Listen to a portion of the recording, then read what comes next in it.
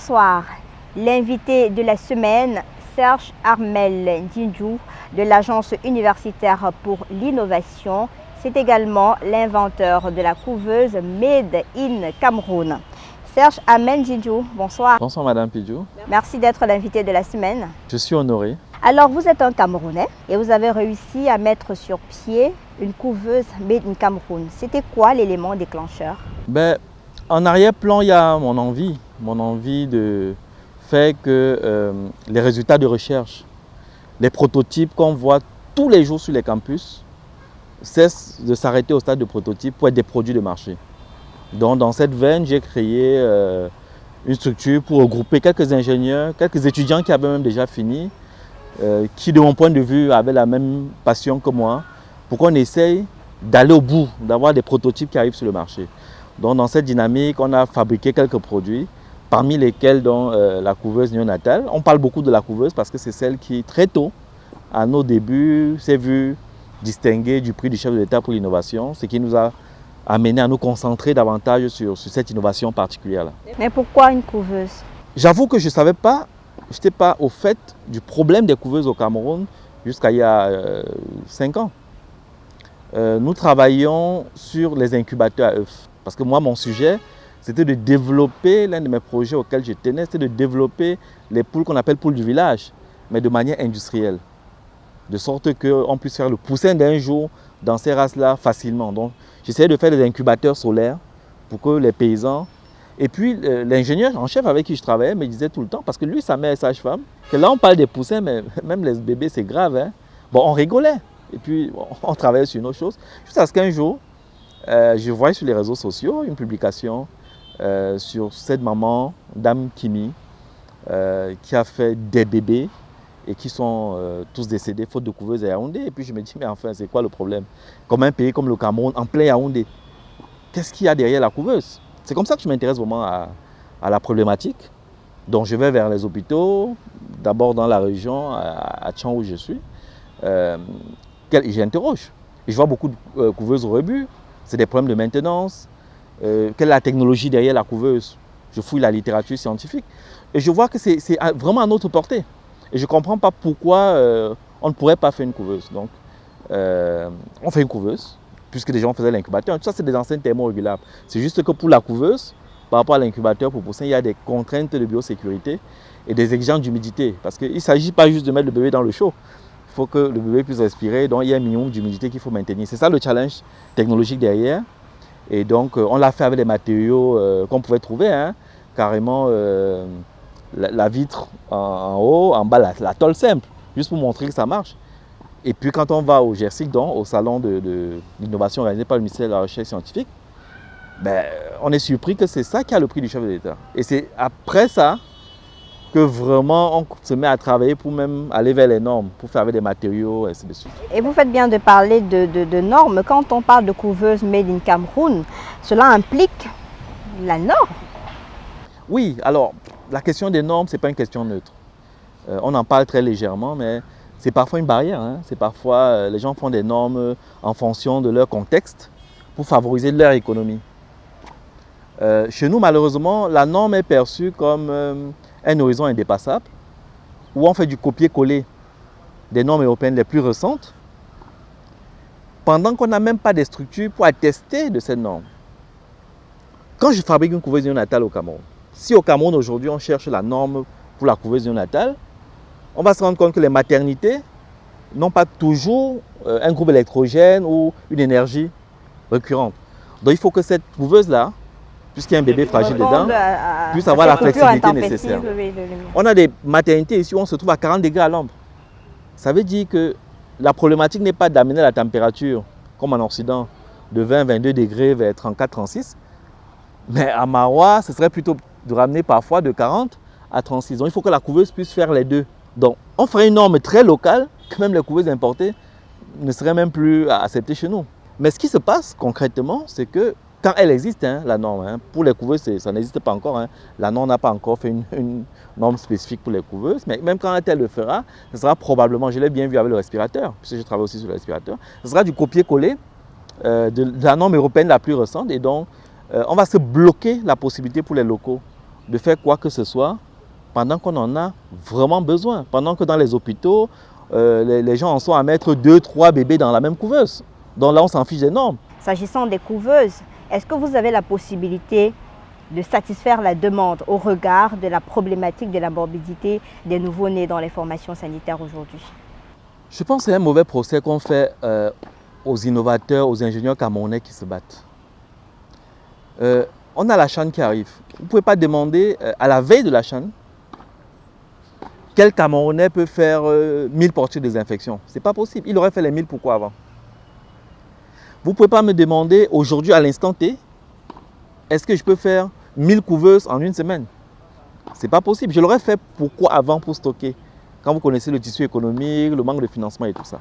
Par contre, le fait que la technologie est disponible donne la possibilité à l'État, à tout opérateur de dire tiens, on a la technologie chez nous, on veut tel produit dans 3 mois, dans 6 mois. Parfois, c'est même cette commande qui déclenche tout le mécanisme qui permet de mettre en place ce qu'il faut pour produire à l'échelle. On ne peut pas commencer par produire à l'échelle. C'est le marché qui attire. Et donc, on est comme dans un cercle vicieux où on dit que, un peu comme le problème même de la qualité. Parfois, on dit que les finitions ne sont pas belles. Mais les finitions des Chinois, ce n'est pas beau parce qu'ils sont chinois. C'est beau parce qu'ils utilisent la découpe laser. Tant que je découpe à la meule et que le gars utilise une découpeuse laser, on n'aura pas la même finition. Maintenant, une découpeuse laser, ça coûte 40-50 millions. Ça veut dire que si j'ai une commande nette de 200 couveuses, je peux faire l'effort d'acheter une découpeuse laser pour déjà faire les 200 commandes. Et puis derrière, la machine sera là pour faire les autres de qualité. Mais est-ce que vous, Serge Armel, vous pouvez répondre à cette demande-là pour montrer quand même au pouvoir public que vous pouvez, parce qu'il s'agit aussi de ça. Parce qu'à un certain moment, le discours, c'est qu'il faut qu'il y ait une preuve matérielle que vous pouvez satisfaire uniquement cette demande-là sur le terrain. Nous avons fait une couveuse qui est homologuée par l'État, qui est dans la mercuriale de l'État, qui est fonctionnelle aussi bien dans les hôpitaux publics que privés. Donc la validation clinique est là. Maintenant, la demande, c'est laquelle? Si c'est une question... Aujourd'hui, avec nos capacités actuelles, on peut faire, disons, 20 couveuses chaque mois. Parce qu'il faut les faire, les tester. Il ne faut pas fabriquer et amener à l'hôpital. Donc ça demande un certain nombre de choses. On peut lancer des séries de 20. Si demain, il en faut plus, on va s'ajuster en termes de plateau technique. Mais si on pose la question avant, est-ce que vous êtes prêt à livrer 100, 200? Qu'on nous fasse un bon de commande ou un projet sur 1000 couveuses, on va trouver les moyens de produire 1000, 2000, 4000. Sachant qu'en fait, le déficit au Cameroun, c'est d'au moins 3000 couveuses. Donc il y a la place. Vous avez parlé de financement tout à l'heure. Ça nécessite un costaud financement pour produire des couveuses? Non, ça nécessite d'abord une demande. Moi, je pense toujours que, comme j'ai dit, la demande attire le reste. Si aujourd'hui, on décide qu'au Cameroun, sur 3 ans, dans un budget programme, on va équiper les hôpitaux camerounais de 1000 couveuses, que c'est acté par l'État, le reste se fera. Mais en attendant que l'État ne réagisse, est-ce qu'il y a des hôpitaux, des formations sanitaires qui ont vos couveuses actuellement et qui fonctionnent sans souci? Tout à fait, y compris même des hôpitaux de l'État. Je viens de faire un tour. Alors, beaucoup ont du mal à payer la couveuse, malgré le prix qui est bas, malgré les concessions que je peux faire. Ils proposent toujours de payer mensuellement. C'est des choses qui sont possibles. Nous travaillons à trouver des mécanismes par lesquels, pour que le maximum de personnes, et c'est là où il y a vraiment un besoin de financement, comment faire pour que les gens qui ont la capacité de payer 200 000 par mois puissent, au lieu de laisser les bébés mourir, avoir 2-3 couveuses et faire cet effort mensuel pour, au bout d'un an, 1 an et demi, avoir les couveuses. C'est du leasing, ça demande un peu une ingénierie financière pour mettre ce genre de structure. Mais je pense que ça va être nécessaire, surtout pour les hôpitaux privés, qui tous sont très intéressés, mais veulent... Et moi, pour le moment, je n'ai pas les finances pour produire et laisser. Mais il faut qu'on trouve une solution. Et la ressource humaine, vous en avez suffisamment? Le Cameroun est béni de ce côté. On a des ingénieurs, on a des techniciens de bon côté, de très formés au Cameroun ou bien à l'étranger? Formés au Cameroun, même de niveau IUT. Je peux vous dire que la majorité des choses qu'on manque ne demandent pas des choses savantes. Hein. Ce qui nous bloque, c'est ces déclencheurs en termes de commande publique, en termes de protection de la propriété intellectuelle, en termes d'un environnement qui te permet d'évoluer et d'avoir la reconnaissance qui va avec. Si c'est l'intellect, D'ailleurs, nos compatriotes, quand ils vont à l'étranger, ils sont partout. Et même étant partout, ils sont disponibles. Parce que ça aussi, c'est la force du numérique. Aujourd'hui, avec le travail collaboratif, même d'ici, je peux travailler avec des ingénieurs camerounais qui sont n'importe où. Toutes les technologies sont accessibles, puisqu'il y a des Camerounais qui travaillent partout. Aujourd'hui, on a des couveuses et qu'on tient à féliciter. Combien d'années de recherche pour sortir avec un produit pareil? On a commencé en 2016. Et comme je dis, la première maquette, on l'a présentée en 2018. Mais la version qui a eu une certification chinoise, on a dû aller à l'étranger pour avoir la certification, c'était en juin 2019. Donc tout ce parcours, c'est 4 ans. Ce n'est pas énorme. Et maintenant, est-ce que sur le terrain, au regard de ce que vous faites, parce qu'on parlera des prix que vous avez eus vers la fin, est-ce que vous avez de l'accompagnement du ministère de la Santé? Est-ce que vous avez l'impression qu'aujourd'hui, le ministère de la Santé comprend la nécessité d'avoir un Camerounais qui puisse satisfaire ce besoin pressant, il faut le préciser? Quand on parle du ministère de la Santé, c'est à plusieurs étapes. Le ministre de la Santé, en particulier, a pris la décision d'homologuer notre couveuse et de la faire enregistrer dans la matricule de l'État. Donc je pense qu'il a pris l'acte politique qui était à son niveau. Il a ensuite instruit ses services pour qu'on réfléchisse à un programme national. On a commencé les discussions en février, le Covid est arrivé en mars, ça s'est un peu interrompu. J'espère qu'on va reprendre cette discussion pour arriver à un programme. Mais en dehors du ministre, il y a d'autres structures. Il y a un programme national de lutte contre la mortalité maternelle et infantile qui m'ont appelé spontanément. On a des discussions, j'ai amené la couveuse là-bas, ils ont fait aussi expertiser par leurs techniciens et Dr Baye, qui dirige cette structure, est avec moi au quotidien, cherche à savoir comment faire pour évoluer. Je rencontre les directeurs d'hôpitaux, donc il y a des hôpitaux qui ont déjà acheté. Et la première dame? Alors, la première dame, le premier contact, avant même l'homologation, avant même, ça a été vraiment ce qui m'a beaucoup encouragé, c'est que quand j'ai eu le prix du chef de l'État, quelques temps après, j'ai été reçu à la Fondation. J'ai été reçu à la Fondation. La Fondation Chantal Biya. La Fondation Chantal Biya. Et il était question que je livre 2 couveuses. Alors, je ne sais pas ce qui s'est passé concrètement, mais peut-être qu'il fallait vraiment que ce temps passe. Parce qu'il était question d'aller à l'hôpital, voir celui qui dirigeait à l'hôpital, le service. Le numéro qu'on m'avait donné n'était pas le sien. J'ai passé un temps fou à croire que je correspondais avec le médecin, ce n'était pas le bon. Finalement, on s'est vu en décembre 2019 seulement. Et il m'a reçu, on a discuté longtemps. Et lui aussi m'a dit qu'il était très intéressé et qu'il allait faire un rapport acquis de droit. J'imagine que le Covid aussi là a un peu braqué. Jusqu'à aujourd'hui, plus rien? Je ne suis pas retourné moi-même. J'ai eu une année où j'étais tout le temps à l'étranger aussi. Mais évidemment, un produit comme ça a vocation à trouver toute sa place à l'unité de néonatologie la plus évoluée du Cameroun. Et maintenant qu'il y a ce produit sur le marché, l'accueil de l'invention au Cameroun selon vous et les débouchés, quand vous regardez, vous jetez un regard panoramique? Non, globalement, je ne reçois que des félicitations. Je ne reçois que des gens qui encouragent, Bon, on peut regretter que les encouragements restent verbaux. C'est-à-dire, j'aurais préféré que beaucoup d'associations, même pour leur village, prennent des couveuses pour la maternité de leur coin. On a eu une association quand même qui a pris une couveuse pour l'hôpital régional de Bafoussam. Le 15 janvier, on a offert solennellement. Ça marche très bien.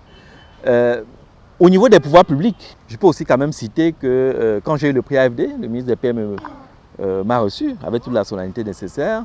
Je vous ai dit tantôt que le ministre de la Santé a spontanément fait homologuer.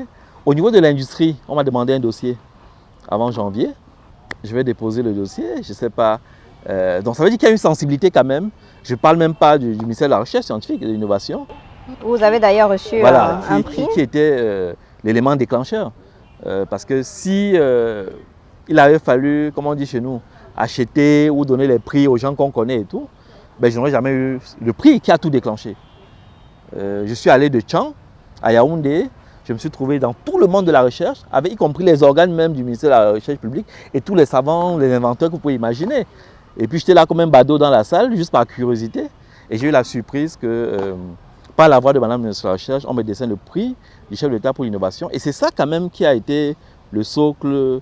Et c'est pour ça que moi, travaillant à l'université, ça m'énerve quand les gens parlent d'acheter les concours et tout ça. Parce que, Mais c'est contradictoire que vous recevez le prix du chef de l'État pour l'innovation, mais les discours qu'on suit, par exemple, les derniers discours qu'on a eus au groupement interpatronal du Cameroun, c'est que les ingénieurs du Cameroun proposent des prix élevés pour ce qui est de leurs produits, les matières, d'où le recours à chaque fois aux pays étrangers. C'est pas facile pour un ingénieur camerounais de pouvoir satisfaire un certain nombre de choses, d'où cet appel toujours d'offres pour des personnes à l'étranger. Vous, quand vous suivez ce genre de discours, vous dites quoi? Non, je suis gêné. Je suis gêné parce que ceux qui disent ça, c'est ceux-mêmes qui doivent aider à ce que les coûts baissent. Les coûts sont liés à la demande et à la structure de production. C'est évident que si vous produisez une couveuse à chaque fois comme un objet d'art, et pas des séries de 20 ou de 30, que la couveuse soit chère. Et puis, tous ces gens-là ne tiennent pas compte du coût d'acquisition. Parce que tout n'est pas le coût d'achat. Les couveuses importées, par exemple, pour parler de ce que je connais, les couveuses importées au Cameroun font rarement 2 ans. C'est-à-dire que quand bien même vous acheterez la couveuse au même prix que le mien, c'est pour alors que 2 ans chez moi, c'est la garantie. Je vends mes couveuses avec 2 ans de garantie. C'est-à-dire pendant 2 ans, s'il y a le moindre problème, je remplace la couveuse. À défaut de la dépanner à mes frais. Et cette couveuse peut potentiellement faire 15-20 ans. Parce que je suis là s'il y a un problème. On va vous dire que l'étranger propose par exemple 500 francs, contrairement au Camerounais qui est à 1000 francs.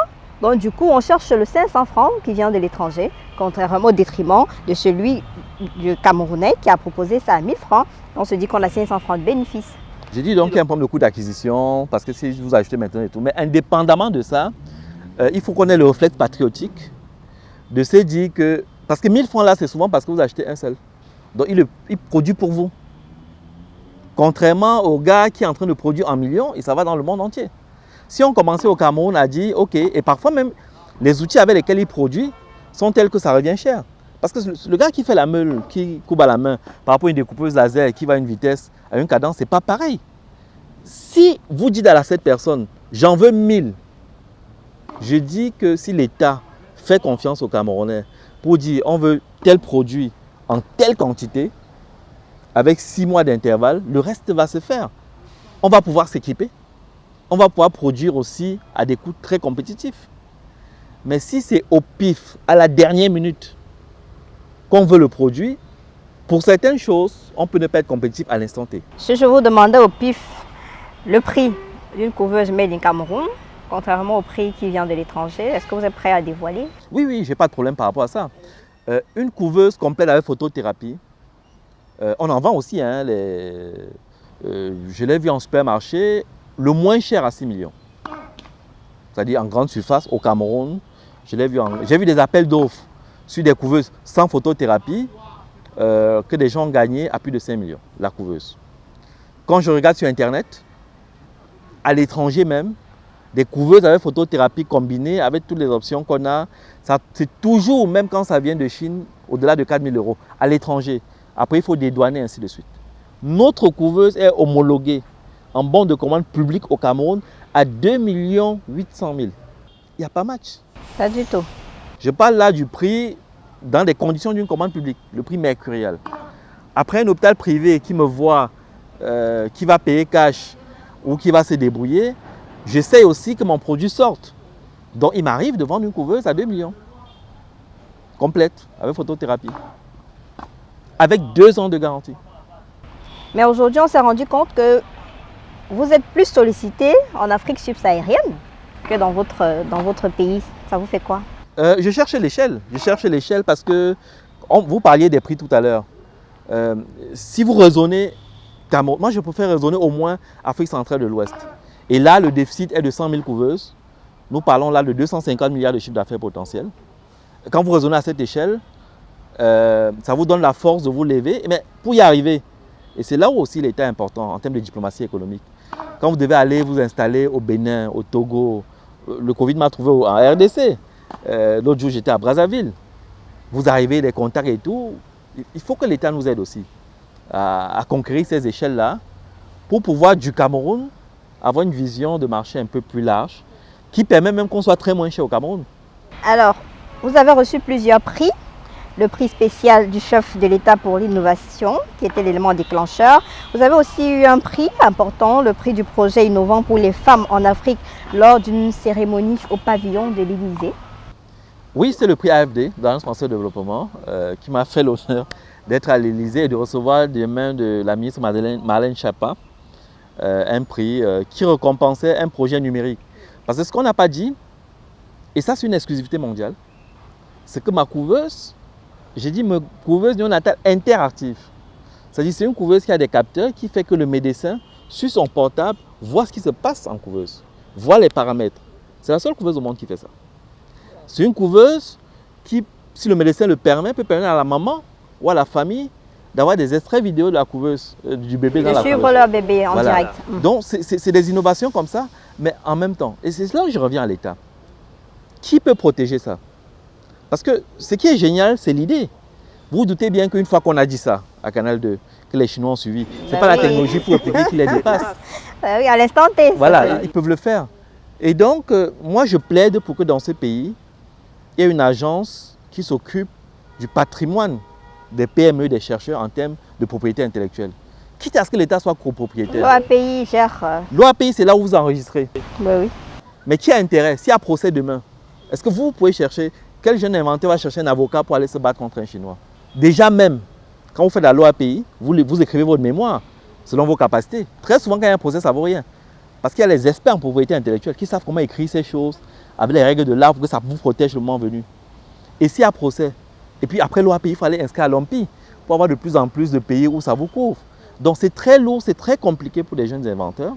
Si l'État pourrait avoir un organisme où, une fois que vous avez une idée géniale, vous l'enregistrez à l'OAPI, mais l'État est copropriétaire, s'occupe de tout ça. Les Israéliens, je peux vous dire, beaucoup de choses se fabriquent dans le monde à partir des brevets israéliens.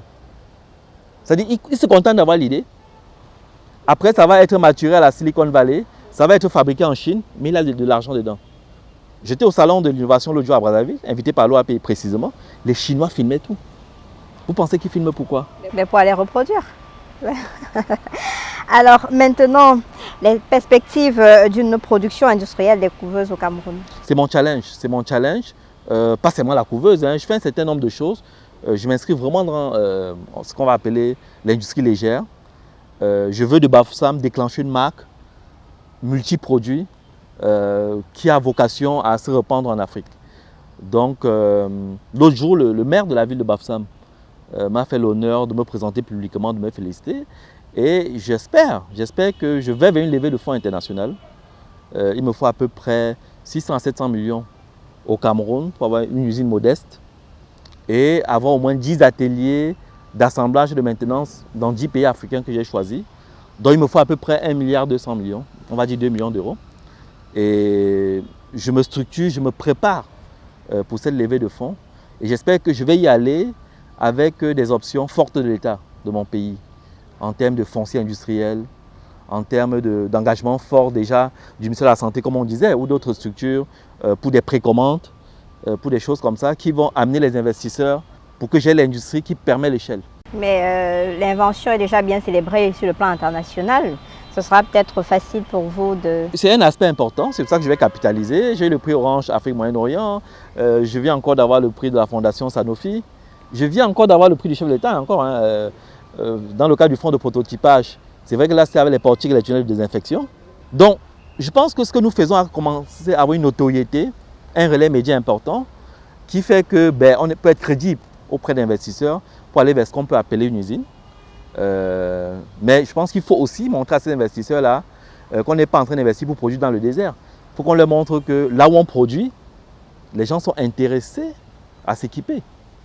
C'est pour ça qu'on a besoin encore d'avoir quelques facilités sur lesquelles on travaille. Un programme national d'équipement en couveuse, ce serait un signe politique fort.